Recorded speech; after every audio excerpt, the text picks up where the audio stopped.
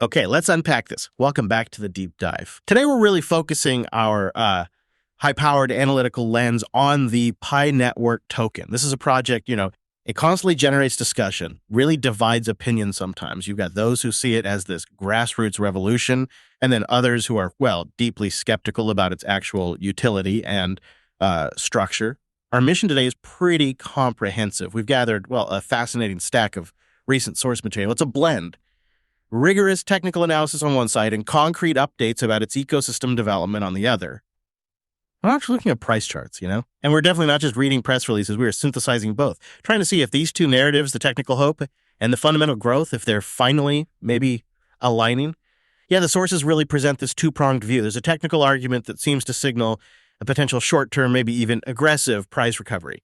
And then coupled with that, you have these strategic moves, including some major capital investment aimed at solidifying its long-term viability. So the core question we are tackling for you, the listener, is this.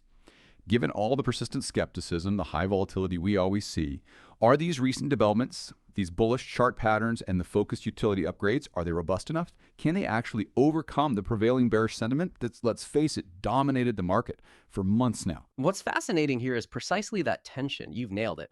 It's between the immediate signals from the market, the charts, and then the long, slow work of building a genuine ecosystem.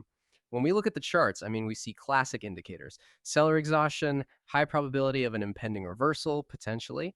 But as we always say, technical analysis is only half the story, right? It predicts where the market could go if the fundamentals give it a real reason to move.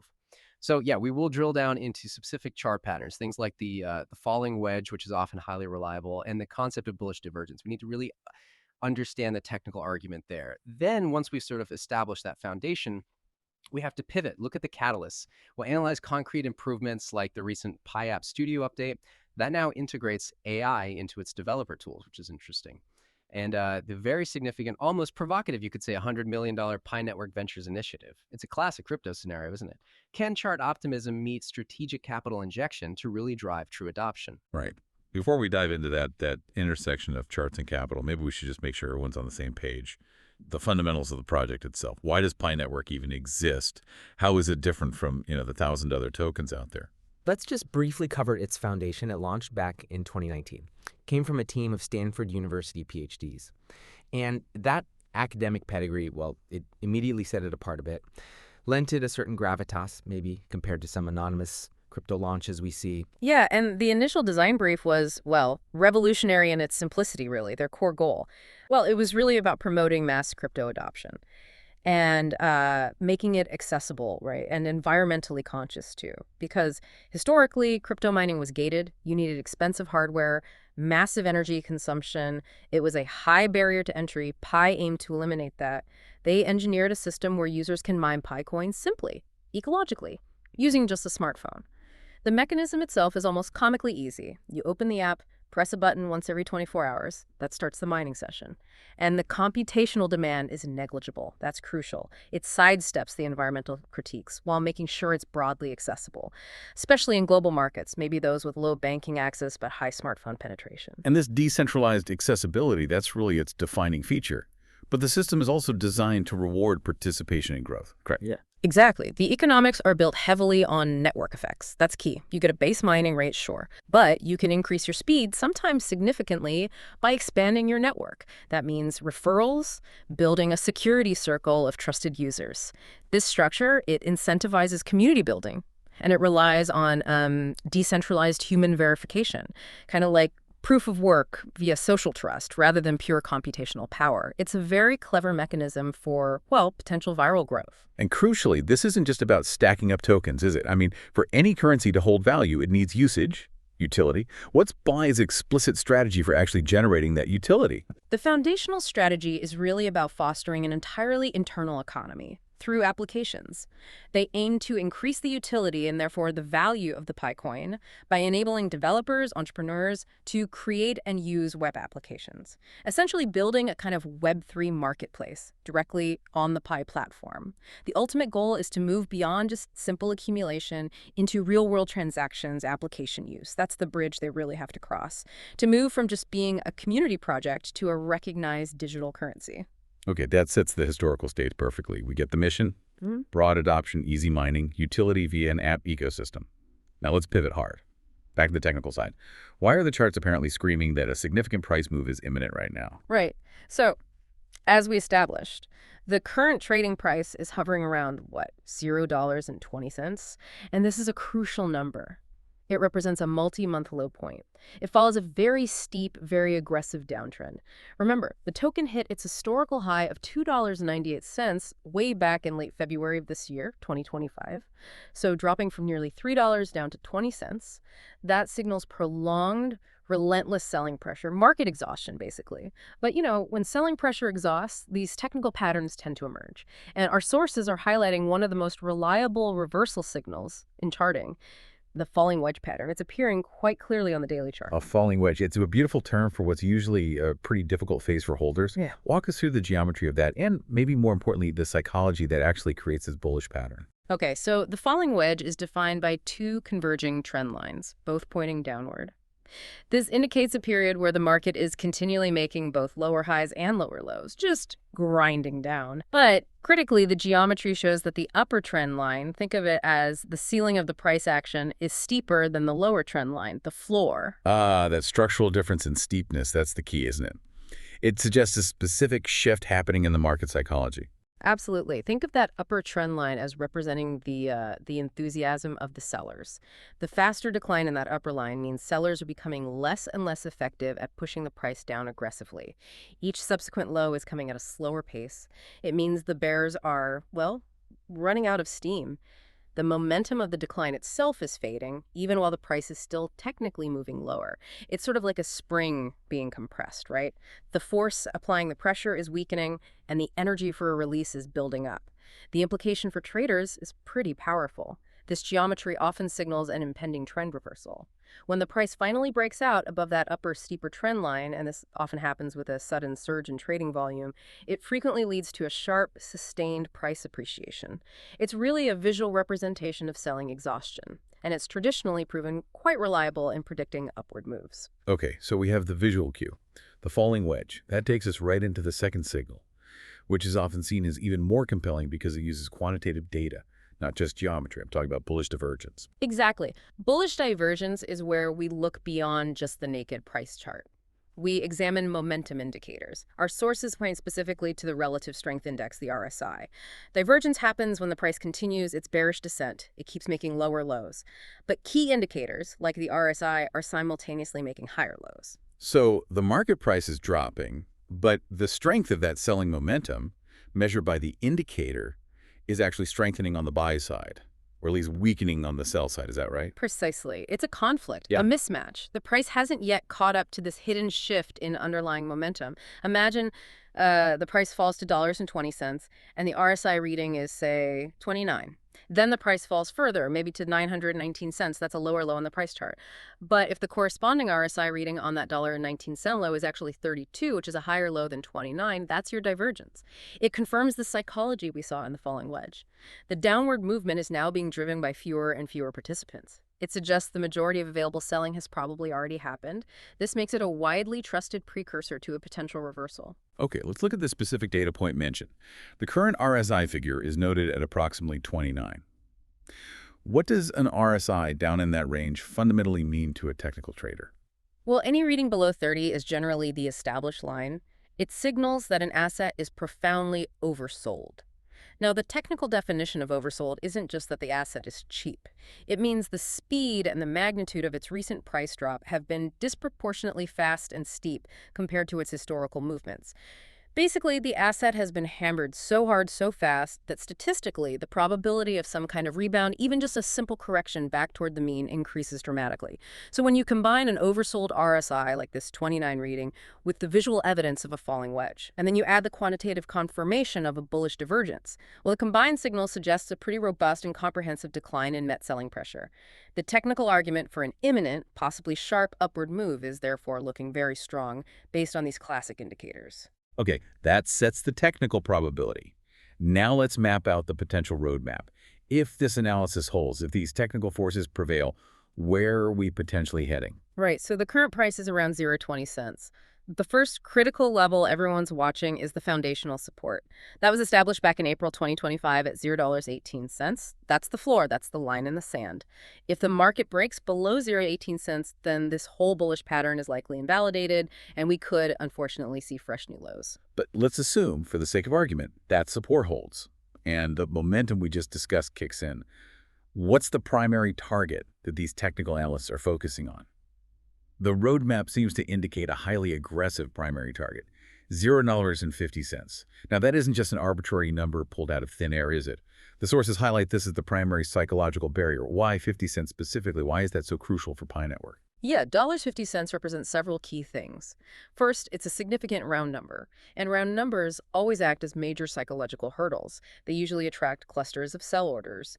Second, based on earlier price action, charting from before the big drop, it likely correlates with a major previous resistance or maybe even a support zone, a level that must be reclaimed to confirm a true structural reversal, moving beyond just a short-term bounce.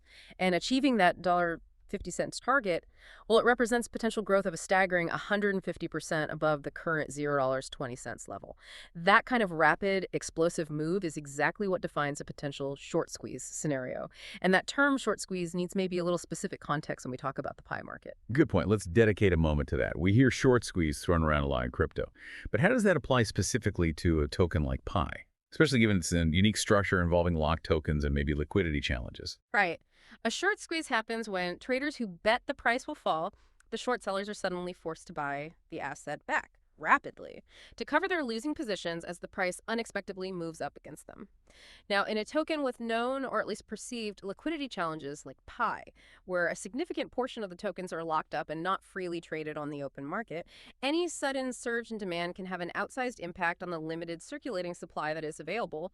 So if these bullish technical indicators of falling wedge breakout, the bullish divergence confirmation, if they do, triggers significant buying momentum. The available supply for that sudden demand is constrained. It's just not that deep. The forced buying from panicked short sellers trying to cover, combined with new organic demand, perhaps fueled by the fundamental news we're about to discuss, well, that combination could rapidly accelerate the price past major resistance levels, making that 150% jump to $0.50 seem highly plausible, potentially in a very compressed time frame. That's definitely a compelling technical argument. The charts are essentially saying, we are coiled, we are ready. But as you noted earlier, charts only show readiness. They don't actually provide the fuel for the rocket. And here's where it gets really interesting, doesn't it? Because the technical rebound, it needs a fundamental real-world catalyst, something to inject fresh organic buying demand. And the source material points directly to some key utility improvements that seem designed to be exactly that fuel. Absolutely. We've seen countless tokens with picture-perfect chart patterns just fizzle out, fail, because there was no genuine reason for long-term holders or new buyers to step in. Pi Network seems to have clearly recognized this risk, and they appear to be focusing development efforts squarely on enhancing its appeal to creators, developers, and merchants. Let's start with one of the most significant recent developer-focused announcements. That was the Pi App Studio upgrade, announced just recently, mid-October 2025. This really shows a strategic investment in trying to minimize the friction that developers usually face when building on blockchains.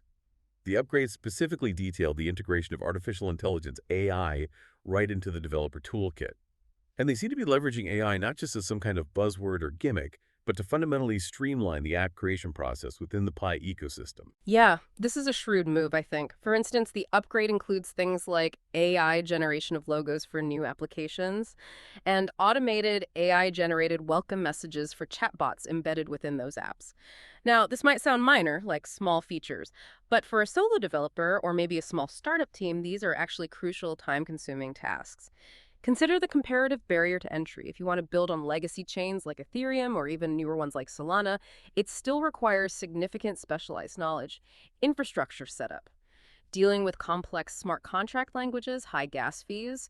By using AI to handle some of the basic branding, the aesthetics, the initial user interaction features, Pi is dramatically lowering that complexity barrier.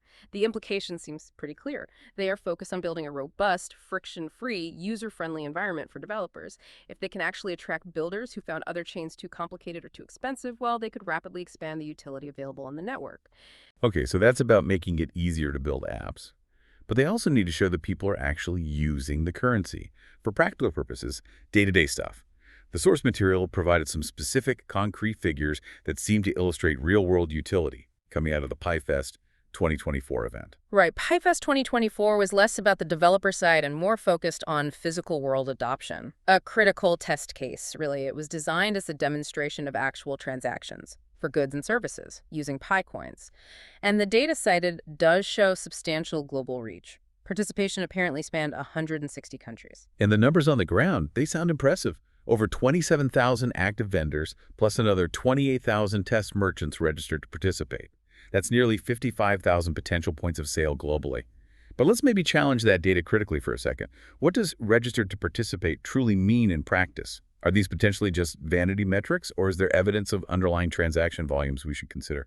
That's the crucial question you, the learner, must always ask with these kinds of figures. Absolutely. While the sheer number of registered merchants, 55,000 across 160 countries, certainly provides a powerful narrative of global interest, no doubt.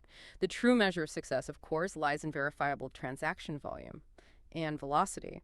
How often is Pi actually changing hands for tangible value? Our sources do confirm that the event successfully demonstrated the capability for these transactions, facilitated by the Pi wallet in the Pi browser. However, maybe the key takeaway here isn't the exact transaction volume, but the fact that the foundational infrastructure, the wallet for payments, the browser for app interaction, appears to be functional and seemingly scalable enough to handle adoption across diverse global markets, from Asia to Africa to the Americas. This event, successful or not in terms of pure volume, arguably shifts the perception from a purely hypothetical currency to one that's actively being integrated, at least experimentally, into small business ecosystems globally.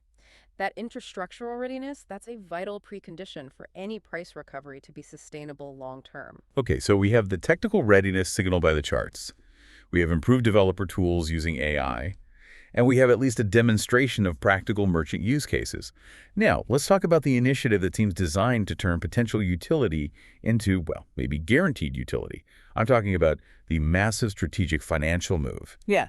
The Pi Network Ventures initiative. Yes, this initiative is perhaps the clearest signal yet that the foundation is shifting its strategy, moving from purely organic, community-driven growth towards more aggressive, targeted expansion. The Pi Foundation launched this Pi Network Ventures initiative with a very substantial valuation attached, $100 million. $100 million. Yeah. That's definitely a statement in the crypto world. And they aren't just scattering this investment broadly across general Web3 infrastructure, are they? They seem to have a very surgical focus on a specific high-growth vertical market.